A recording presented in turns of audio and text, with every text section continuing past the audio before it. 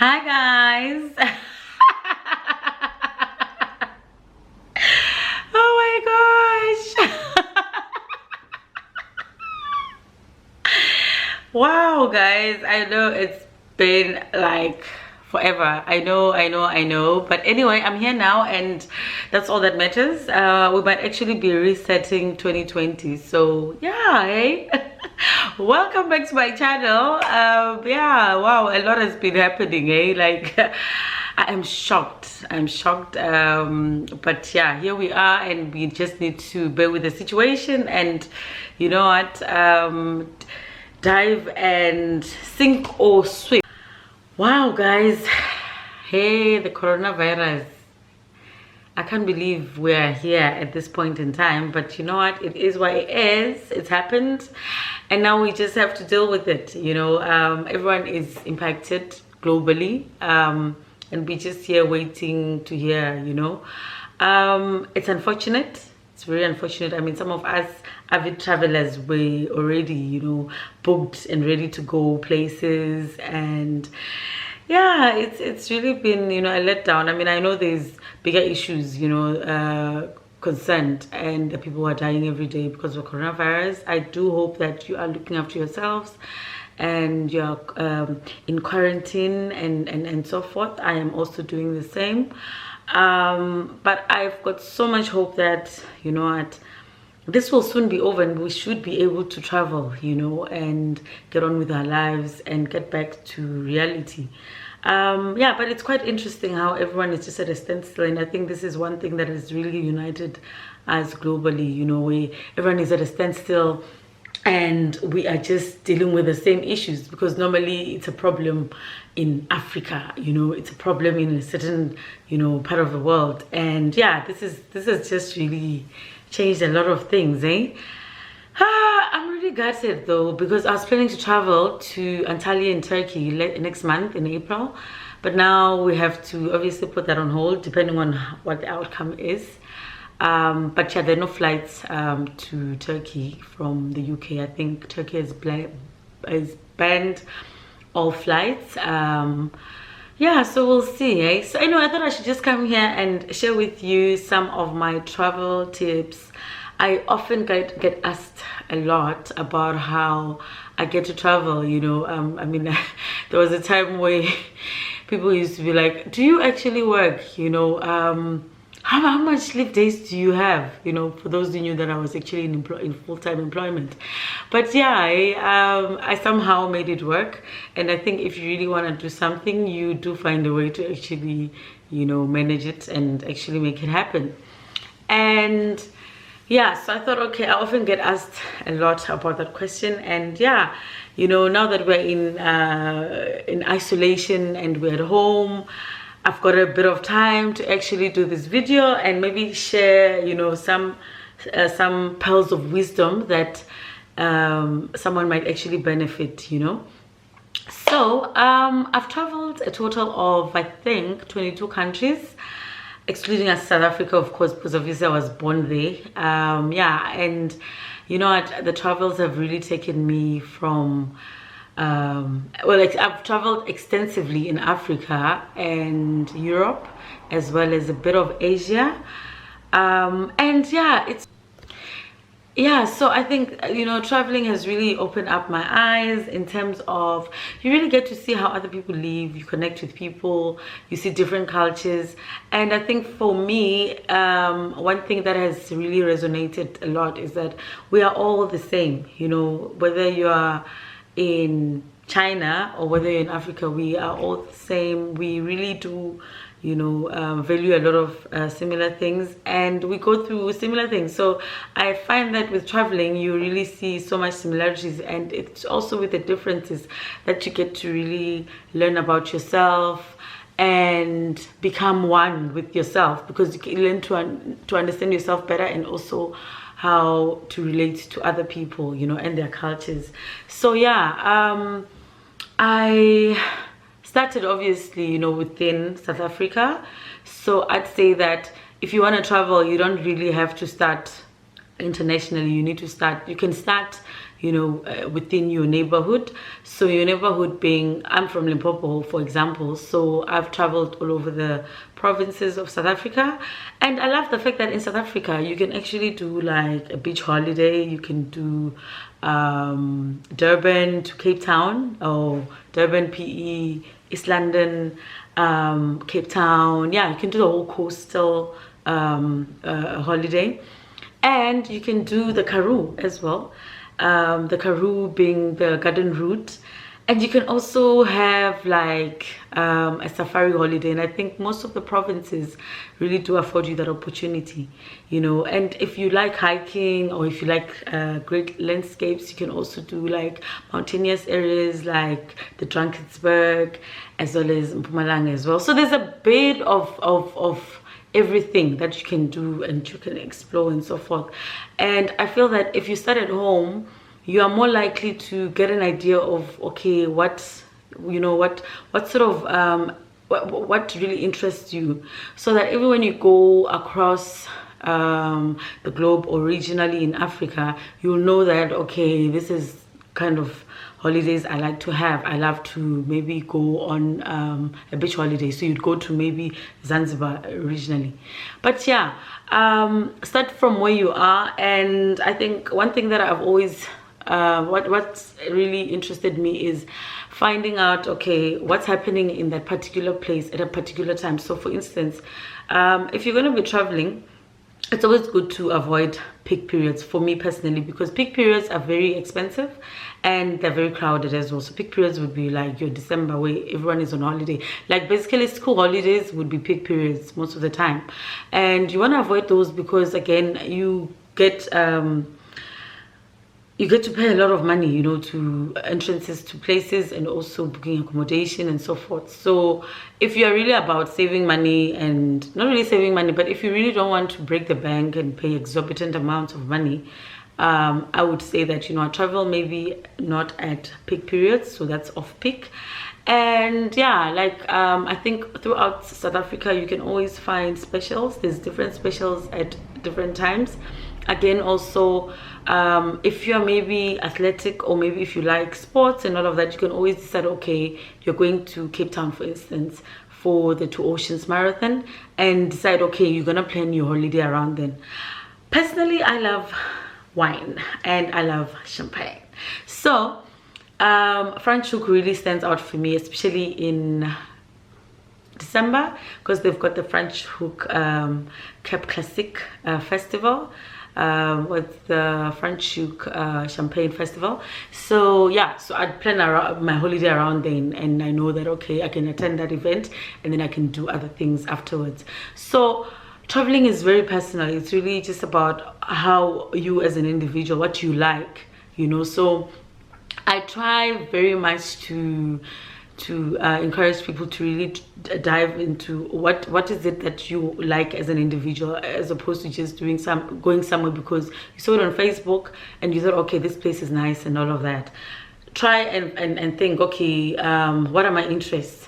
What am I going to gain from going to this place, you know? And there's a lot of cultural heritage places, historical places in South Africa that yeah, you can really empower yourself. Like even Soweto, for instance, you know, you can do a whole Soweto tour and you can really find out about the history of South Africa.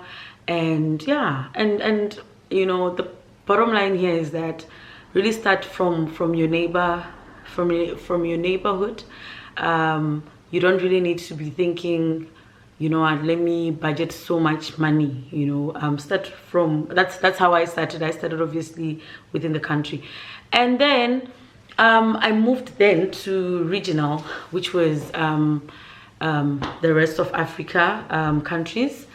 And I started with Swaziland, and then I went to Zimbabwe, I did Lesotho, and then I also did Mozambique. So those countries are very, like, they're neighboring countries. It's very easy to travel within the neighboring countries because you can actually drive out. You obviously need a passport to cross the border, But what I loved about it was that it's ease of travel. You know, you don't really have to spend the whole day traveling, or maybe spend 2 days. If you decide to be flying, you, again, it's just a couple of hours, you know, and you're in the next country. So it was, I found it very easy and doable, and it didn't really break my budget, you know. It was just a matter of planning and saying, okay, you know what, I'm gonna do this. And again, for me, I've never really done like 2 weeks in one country. So initially when you're traveling, I find that it's always easy to maybe do like maybe a weekend, like a long weekend maybe, or maybe a couple of days, so that you also just see whether, okay, this really tickles your fancy or not.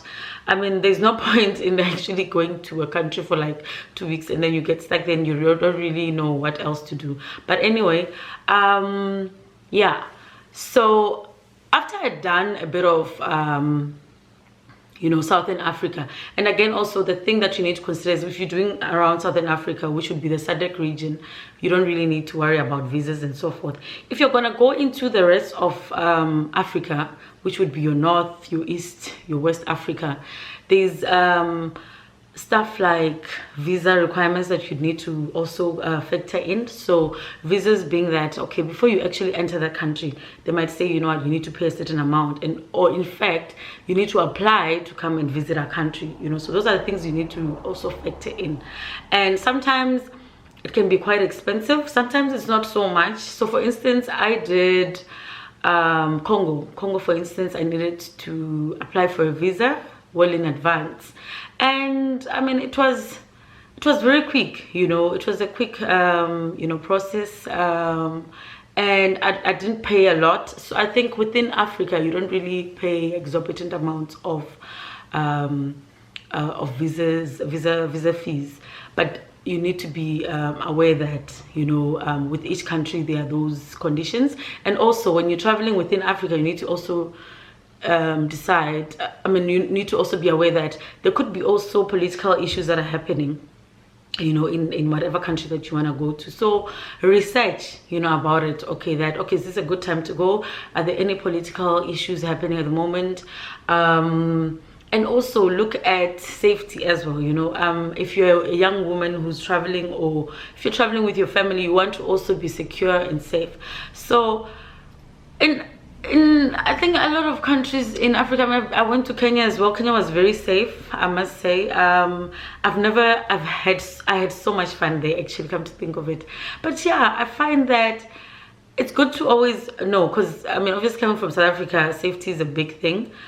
However, I found that in our neighboring countries, in the rest of Africa, people really do look after you, and they're quite genuine, and they're really welcoming and so forth. So yeah, so those are some of the things that you need to consider when you're traveling in the region of in other regions of Africa. So now you decide to go international. So international is obviously outside the continent. Outside the continent, there's other countries that you can actually travel with without a visa, like maybe Thailand, for instance. That's just an example. And also Rio as well, Brazil. However, in Europe, a lot of countries, they, as a South African, you would need a visa. For instance, Britain, the UK, you would need a visa that would allow you to enter the United Kingdom. And that same visa will not be valid for you to enter the other European areas. And this is not even just with Brexit, it's always been the case. So it means that if you're planning a trip and you want to go to London and Paris, you'd need a visa for Paris, a visa for France, and a visa for the UK. So which would mean for the other European areas outside of the London, so outside of the United Kingdom, you'd need a Schengen visa. So Schengen visa is another cost. The UK visa is another cost. So you're looking at about, let me see, I think it's about 1,500, I think. I'm not, yeah, I think it's about 1,500 for the Schengen visa and 2,000 rand for the UK visa. So those are the things that you need to consider, that okay, is it really worth me coming all the way to Europe if I need to part away maybe with about 4,000? Whereas I can maybe go to Zanzibar and not even have to, you know, pay for a visa. You know, I can only maybe budget for flights and just accommodation.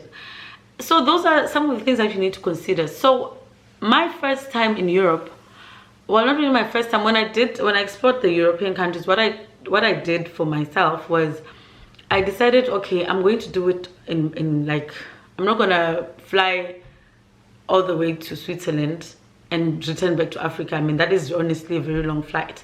So I booked a Kontiki holiday. And Kontiki, what I liked about it was that it was all-inclusive.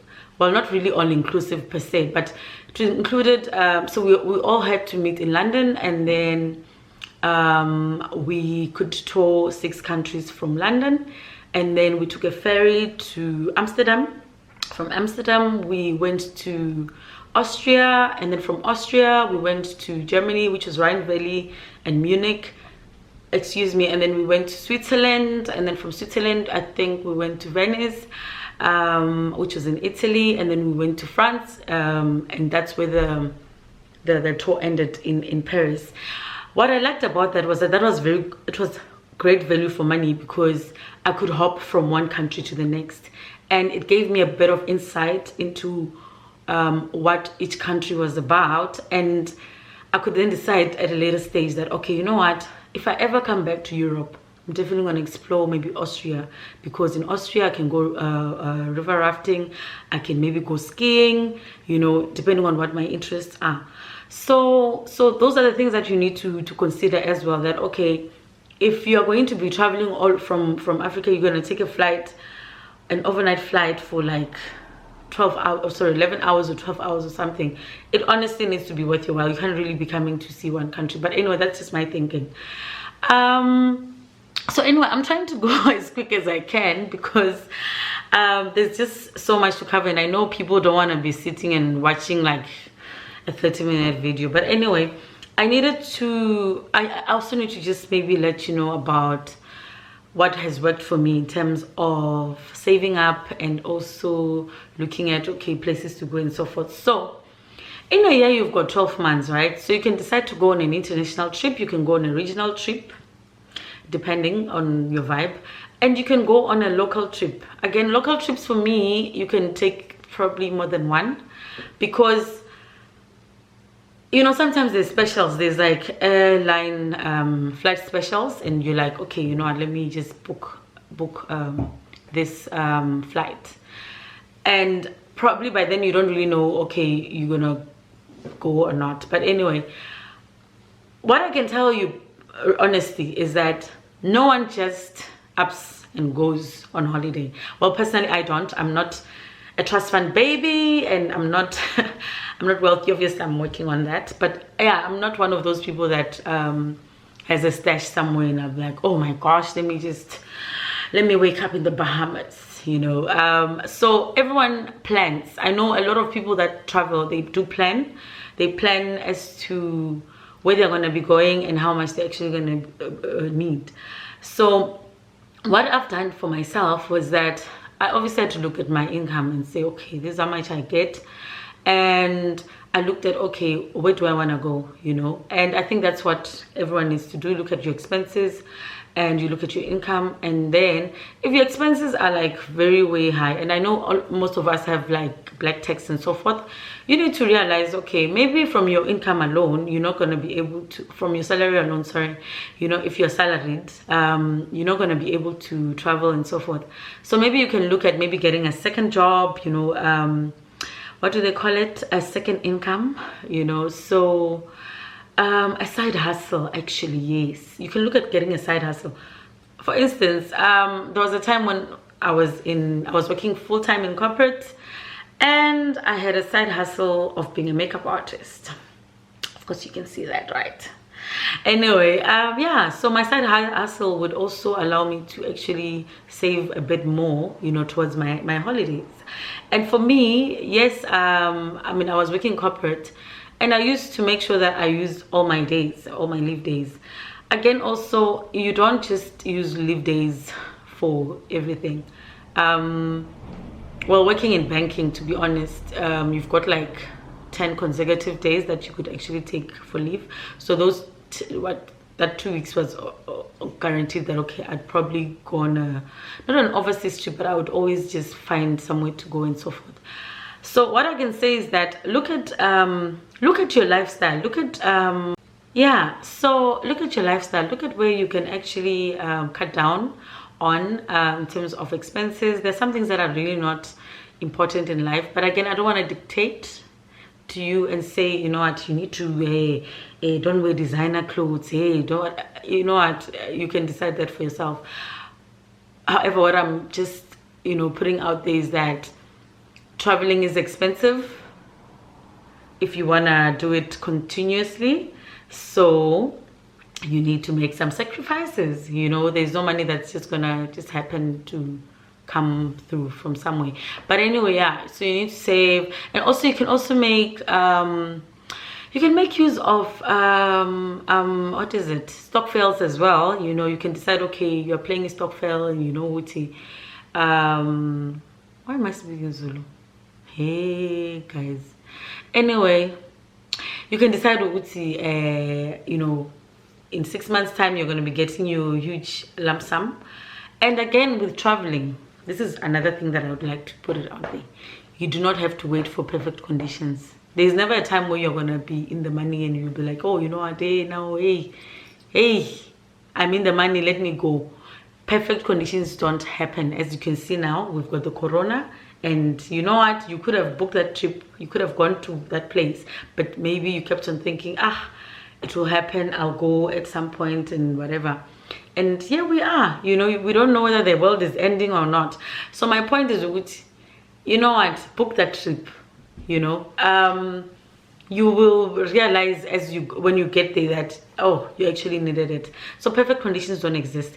If you don't have people to travel with, go alone. You will discover so much, you know, about yourself and discover other people. The world is so big. There's like so many people out there. You cannot possibly be thinking, oh my gosh, I'm going to be alone. Obviously, you need to factor in safety and so forth. But I feel that if you're going to be staying in secure like accommodation and so forth, or even a hotel, you have nothing to worry about, you know. And if, yes, you're an introvert and you don't really warm up to people, when are you gonna learn, you know? When are you gonna, and I'm not saying you need to be this extroverted person who's out there and so forth, but yes, even when you're traveling alone and you're introvert, you can always you know, navigate and find your way and carve your own path. So you'll find sometimes your friends don't really share your interests. They don't want to be traveling. Maybe they just want to travel and take photos, and oh well, maybe they want to travel to these popular places like, you know, Bali style and all of that. And when you're not about, you know, going to these common places, maybe you like architecture, you know, you want to see buildings, and yeah, you really want to maybe connect with the culture of the place. There's lots of group travels as well, you know. And you know what, just do it, just go out there and do it. But the biggest thing here that I wanted to say to you guys is that let's plan, and you'll find that, you know what, you can make it happen for yourself. And yeah, I think that's it. I know I haven't covered everything, but yeah, this video is very long and I don't want you guys to be so bored. Okay, I don't know why I'm speaking like that, but anyway, thanks for watching. And if you've got any other questions, or if you want me to film something related to the places that I've been, let me know. And yeah, let's keep engaged and let's keep positive. Thank you so much for watching, guys. Please subscribe if you haven't already. And yeah, I'll probably be bringing you more travel talk in the near future. Take care and bye.